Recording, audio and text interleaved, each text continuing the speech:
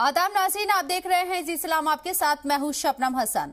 दिल्ली के पांडव नगर इलाके में एक शख्स ने अपनी मां के साथ मिलकर पहले बाप का कत्ल किया, फिर लाश को टुकड़े टुकड़े कर दिया। अपने गुनाह को छिपाने के लिए मां बेटे ने बाप की लाश के 10 टुकड़े कर इसे फ्रिज में रख दिया। करीब 5-6 महीने लापता शख्स का सुराग नहीं मिला तो पुलिस ने छानबीन शुरू की। इसके बाद हत्या और साजिश की बात सामने आई। वहीं कत्ल की मुलजिम पूनम ने कहा है कि मकतूल उसके बच्चों पर गलत नियत रखता था। इस औरत का कहना है कि उसके बेटे ने अंजन दास नाम के शख्स का चाकू से कत्ल किया है। ये रिपोर्ट देखिए, फिर बातचीत का आगाज करते हैं।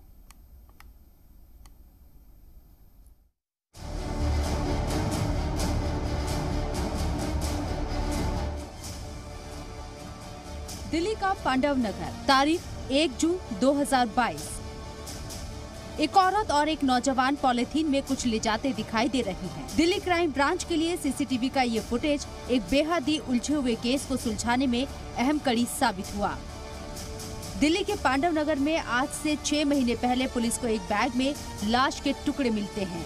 2 टांगे 4 टुकड़ों में कटी हुई बरामद होती हैं। पुलिस ने कत्ल का केस दर्ज किया और जांच शुरू कर दी। एक न्यू अशोक नगर का गंदा नाला है, वहाँ पे जाके उसको डिस्पोज करते रहे।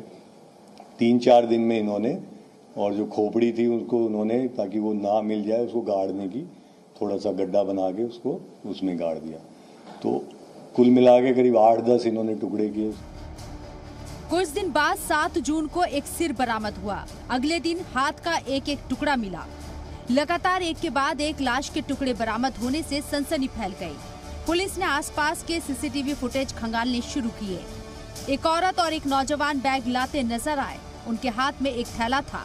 हालांकि अंधेरा होने की वजह से उनकी पहचान नहीं हुई। सीसीटीवी फुटेज खंगालते खंगालते 3-4 महीने गुजर गए। पुलिस को एक सीसीटीवी फुटेज मिली जिसमें एक बार फिर वही दोनों औरत और नौजवान नजर आए, पर इस बार उनके हाथ में कुछ नहीं था। बस वही इन दोनों की तलाश शुरू हो गई। सीसीटीवी फुटेज में चेहरे साफ नहीं थे। आसपास के दर्जनों कैमरों की फुटेज खंगाली गई। एक पैटर्न उभरा तो मैदान के आसपास लोगों से पूछताछ की गई। धीरे धीरे पुलिस पूनम और दीपक तक पहुंची।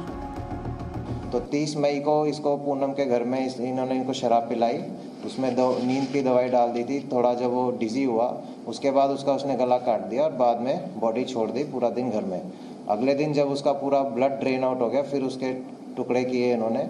अभी तक जो लग रहा है करीबन 10 टुकड़े किए हैं। उसके बाकी तफ्तीश के दौरान और पता लगेगा।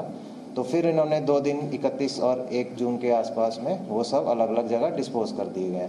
उनमें से जैसा कि बताया कि अभी 6 तो मिल चुके हैं, बाकी 4 की अभी तलाश जारी है।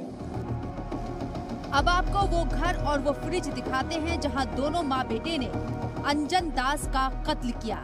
ये वही घर है जहां कत्ल के बाद अंजन दास के टुकड़े कर दिए गए और उन टुकड़ों को फ्रीजर में रख दिया गया।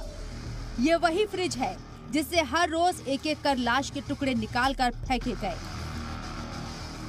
देखो, आप नेचर तो हमको पता नहीं है, क्योंकि मैंने अक्सर 2-3 बार वहाँ पार्क के चौक पे लड़ाई होते हुए दोनों मियाँ बीबी की देखी है। बस मुझे इतना ही पता है, उससे आगे मुझे कुछ नहीं पता। कितने लोग रहते थे यहाँ पे? मियाँ बीबी और कौन रहता था साथ? बच्चे कितने थे उनके? बच्चे मैंने 2 ही देखे थे, एक लड़की एक लड़का, जिनकी शादी हो रखी है।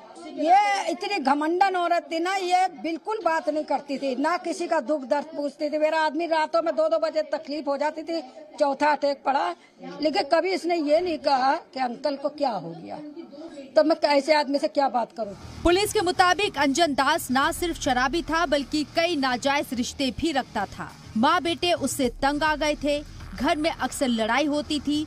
अंजन अपनी बहू और दीपक की बीवी पर बुरी नजर रखता था। मई 2022 में दोनों ने आखिरकार अंजन दास को मौत की नींद सुलाने का फैसला किया। वो मेरे बच्चों के साथ गलत कर रहा था। अच्छा। गलत नियत रखता था, इसीलिए करा मैंने।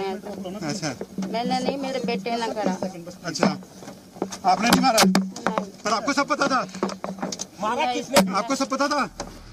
पुलिस पूछताछ में दोनों ने जुर्म कबूल किया है, जिसके बाद दोनों का अरेस्ट कर लिया गया है। पुलिस अब इन लाश के टुकड़ों का डीएनए टेस्ट कराएगी। दिल्ली से नीरज गौड़ और राजू राज के साथ ब्यूरो रिपोर्ट, जी मीडिया।